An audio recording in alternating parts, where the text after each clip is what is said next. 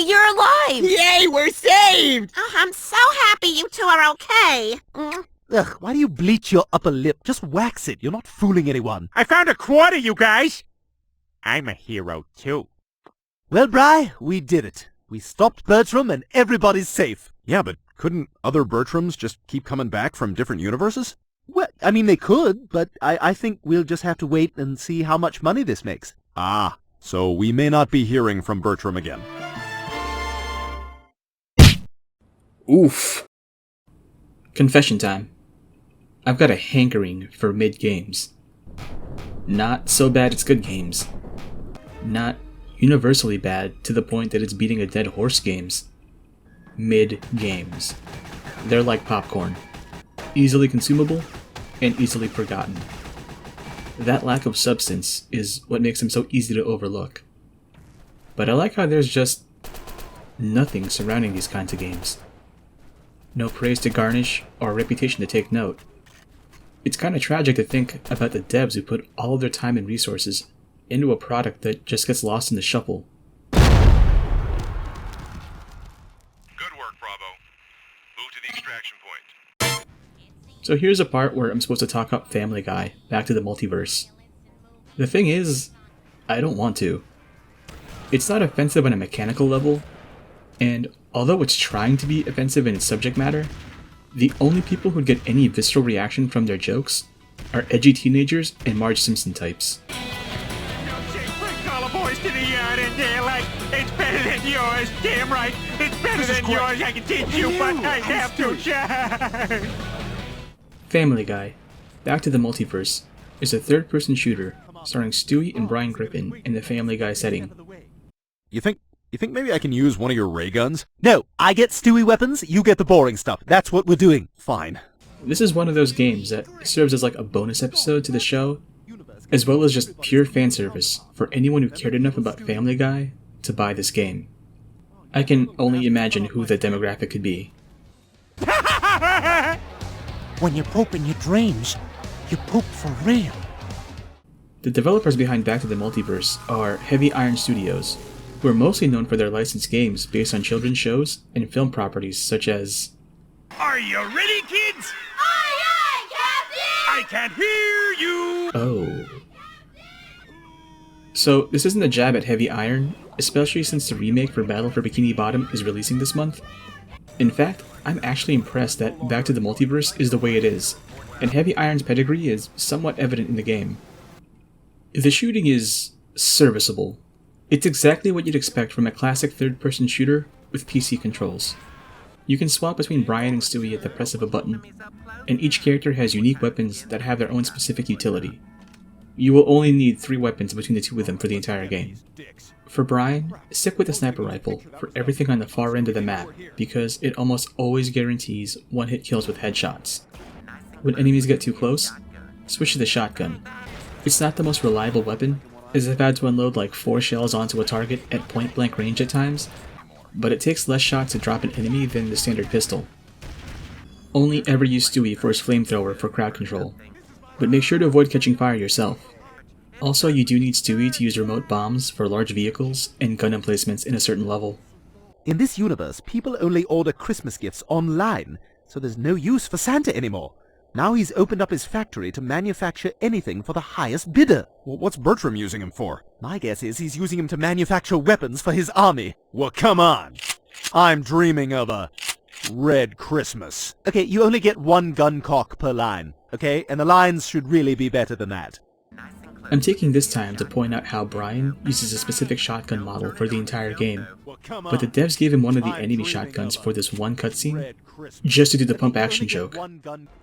Each character can use power-ups in the game and throw grenades at enemies. I never really found the grenades to be useful, but there's enough variety in the power-ups to mix up the combat. The chicken egg is probably the most useful, as it summons a giant chicken to attack anything nearby. The weird thing about the chicken is that he's 2 references mashed into one.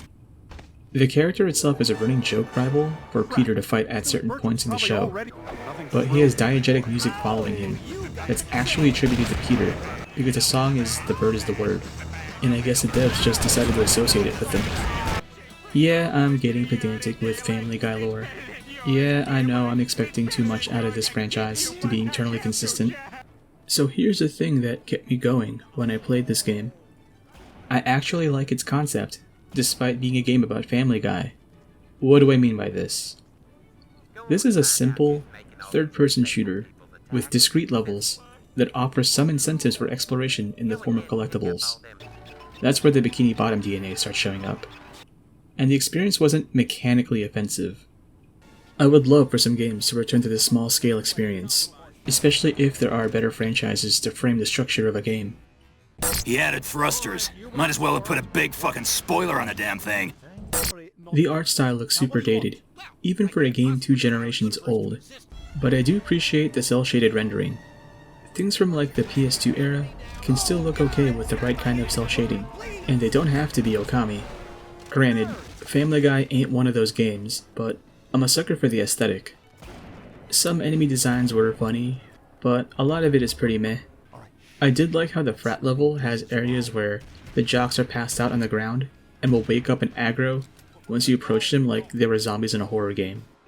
As for the in-game stuff, there's physics programmed into most of the props in the game, which surprised me as I expected a game based on the Family Guy franchise to have everything phoned in like the jokes. I'm thinking of running for governor in the next election, and there's another mayor standing in my way. I need you to assassinate him.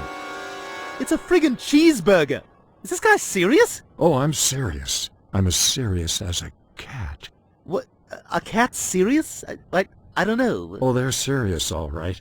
They're as serious as... Okay, something wacky. We get it. The environment art is a pleasant surprise. Every level is themed around a what-if concept, like if the Amish took over the planet, or if the world was based around Greek life. According to the Multiverse remote, this is a universe ruled by Greeks.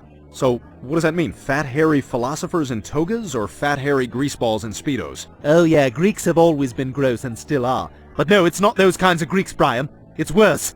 It's frat boys! Hey, those guys aren't like us. Get those knob gobblers. Crap, Brian, run! We have to find someone to help us fix my remote! What's a knob gobbler? You'll understand when you're older. The one that confuses me the most is the one that's supposed to feature handicapped people as a dominant group on the planet. The game isn't clear whether it's referring to physically impaired people or mentally impaired people. All of the mobs in the game are people either in crutches that are AK-47s or electric wheelchairs, but they spawn from short buses and a couple of them talk with speech impediments.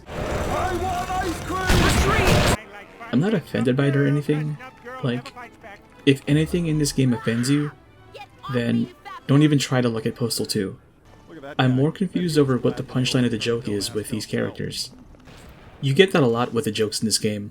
Some will make you chuckle, but a lot will leave you scratching your head. This one's pretty fucked up though. I think I have an idea what the joke was intended to be, but it leaves a lot of implications. The level design is overall linear, but there are some set pieces that attempt to give the game a more open feel.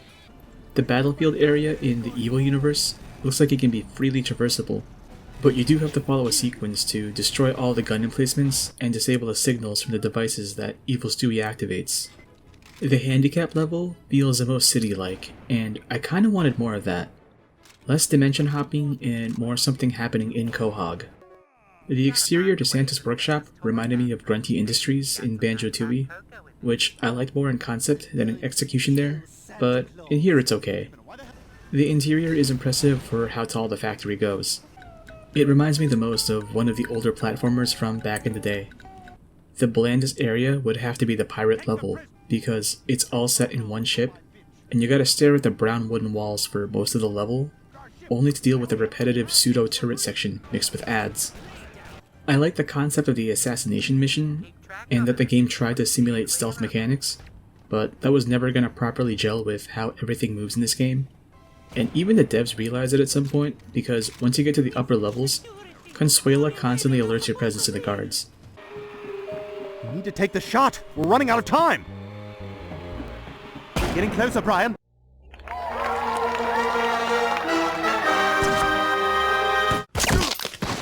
Okay, nobody laugh at me. There's been a tragedy, people. This isn't funny. Let's be adults about this.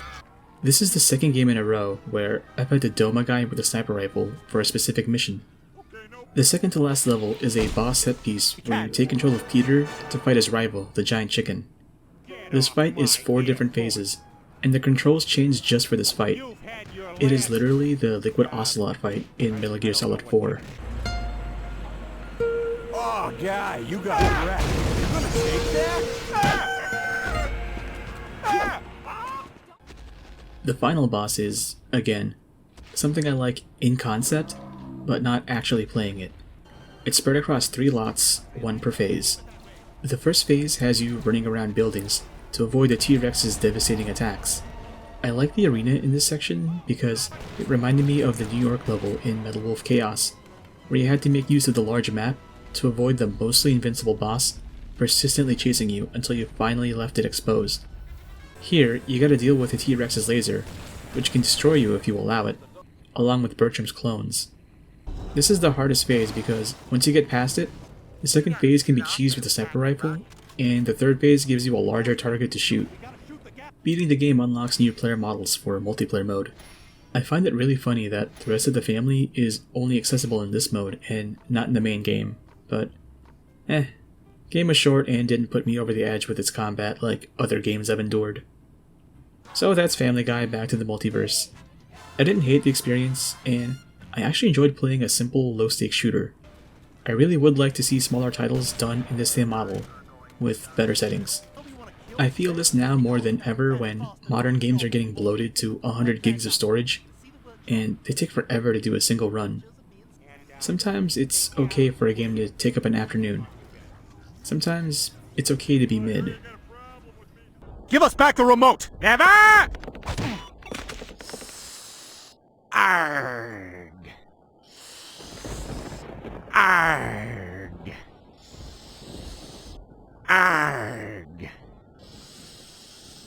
Arg. Arg.